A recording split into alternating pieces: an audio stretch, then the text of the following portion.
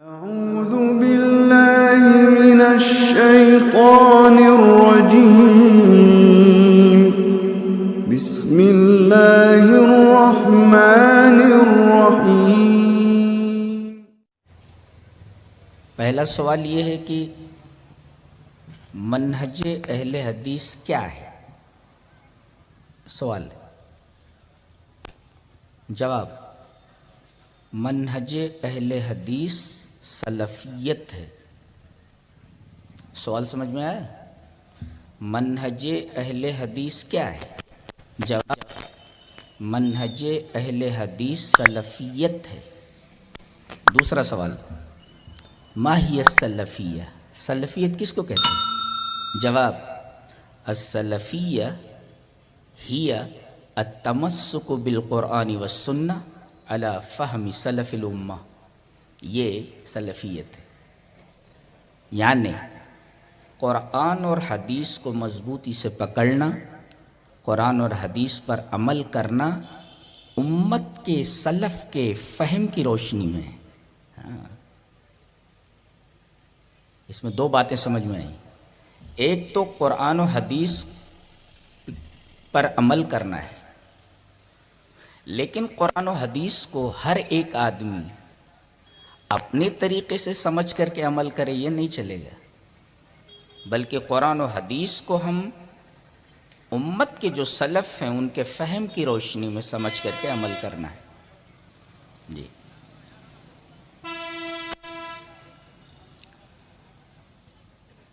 تو گویا کہ منہج اہل حدیث سلفیت ہے، اور سلفیت نام ہے قرآن و حدیث کے تمسک کا امت کے سلف کے فہم کے مطابق۔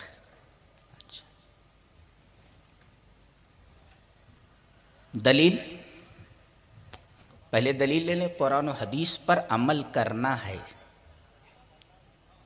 اور پھر ہم دلیل دیں گے کہ قرآن و حدیث کو امت کے سلف کے فہم کی روشنی میں سمجھنا ہے۔ دلیل لیں، حدیث اس طرح، وعن ابی ہریرہ رضی اللہ تعالی عنہ قال قال رسول اللہ صلی اللہ علیہ وسلم انی قد ترکت فیکم شیئین لن تضلوا بعدہما کتاب اللہ وسنتی ولن یتفرقا حتی یرد علی الحوض، رواہ الحاکم فی المستدرک فی کتاب العلم۔ حضرت امام حاکم رحمہ اللہ اپنی کتاب مستدرک علی الصحیحین کتاب العلم کے اندر یہ روایت لائے ہیں، اور راوی حضرت ابو ہریرہ ہے، روایت پوری کی پوری پڑھ دی گئی ہے۔ حضرت ابو ہریرہ فرماتے ہیں کہ نبی اکرم صلی اللہ علیہ وسلم نے ارشاد فرمایا کہ میں نے تمہارے درمیان دو چیزیں چھوڑ دی ہیں، دو چیزیں، only two things، انی قد ترکت فیکم شیئین، دو چیزیں چھوڑ دی ہیں، لن تضلوا ما تمسکتم بہما، یا لن تضلوا بعدہما، جیسا کہ مستدرک کے الفاظ ہیں کہ ان دونوں کے بعد، ان دونوں کے تمسک کے بعد، ان دونوں کو پکڑنے، اخذ کرنے اور ان پر عمل کرنے کے بعد تم گمراہ نہیں ہوگے۔ تو مقصود کیا ہے؟ گمراہی سے بچنا نا۔ اب گمراہی سے بچنا ہے اور ہدایت پر رہنا ہے، تو اب ہمیں دو چیزوں کو دیکھنا ہے۔ وہ دو چیزیں کون سی ہیں؟ جو نبی ہمیں دے کر گئے ہیں، اور نبی وہی دے کر گئے ہیں جو نبی کو دیا گیا تھا۔ تو نبی کو اللہ تبارک و تعالی نے دو چیزیں دی، اور وہی دونوں چیزیں جو اللہ نے نبی کو دی تھی وہ ہم کو دے کر گئے ہیں، اور آپ نے فرمایا یہ دونوں چیزیں جو اللہ کی طرف سے مجھے ملی تھی وہ میں تمہیں دے کر جا رہا ہوں، لہذا ان دونوں چیزوں کو اگر مضبوطی سے پکڑے رہو گے تو گمراہ نہیں ہوگے، ہدایت کے اوپر رہو گے، اور ہدایت کے اوپر ہی جنت ہے۔ نہ سمجھ میں آیا؟ لن تضلوا بعدہما، وہ دونوں چیزیں کون سی ہیں؟ کتاب اللہ و سنتی، یہ دونوں چیزیں چھوڑی ہیں، اللہ کی کتاب اور میری سنت، قرآن اور سنت، التمسک بالقرآن والسنہ، قرآن اور حدیث کو مضبوطی سے پکڑنا۔ یہ ہمارا دعویٰ ثابت ہوا کہ سلفیت نام ہے قرآن و حدیث کو پکڑنے اور اس پر عمل کرنے کا۔ اب دوسرا، علی فہم سلف الامہ، امت کے سلف کے فہم کی روشنی میں۔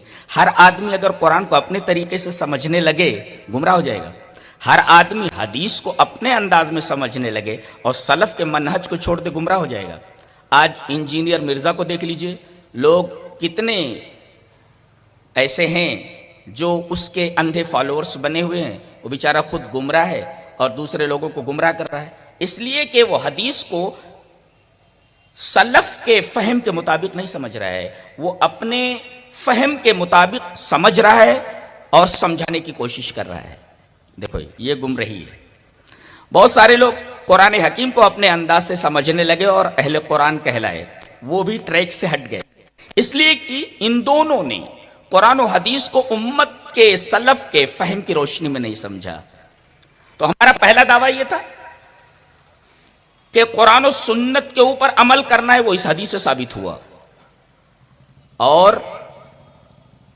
سلف کے فہم کی روشنی میں قرآن و حدیث کو سمجھنا ہے، اس کی دلیل لیں۔ حدیث اس طرح وان عبد اللہ ابن عمرو رضی اللہ تعالی عنہ قال قال رسول اللہ صلی اللہ علیہ وسلم لیاتین علی امتی ما اتی علی بنی اسرائیل حد والنال بالنال حتی ان کان منهم من اتی امه علانیتا لکان فی امتی من یصنع ذلک وان بنی اسرائیل تفرقت فی 72 ملتا وتفترق امتی علی 73 ملتا کلہم فی النار الا ملتا واحدہ قالوا ومن ہی یا رسول اللہ قال ما انا علیہ واصحابی رواہ الترمذی فی کتاب الایمان۔ حضرت امام ترمذی رحمہ اللہ اس حدیث کو ایسے ہی ترمذی شریف کتاب الایمان کے اندر لائے۔ ترجمہ دیکھیں، حضرت عبداللہ ابن عمر فرماتے ہیں کہ نبی اکرم صلی اللہ علیہ وسلم نے ارشاد فرمایا کہ میری امت پر وہی کچھ آنے والا ہے جو بنی اسرائیل کو پر آ چکا ہے،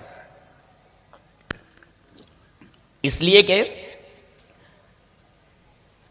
فضیلت کے اور عز و شرف کے اسٹیج سے بنی اسرائیل کو اتار کر کے امت مسلمہ کو لایا گیا، اور جو کچھ بنی اسرائیل پر گزر چکا ہے وہ سب اس امت کے اوپر گزرنے والا ہے۔ آگے آپ نے فرمایا کہ بنی اسرائیل 72 فرقوں میں بٹ گئے اور میری امت 73 فرقوں میں بٹ جائے گی، سارے کے سارے لوگ گمراہ ہوں گے۔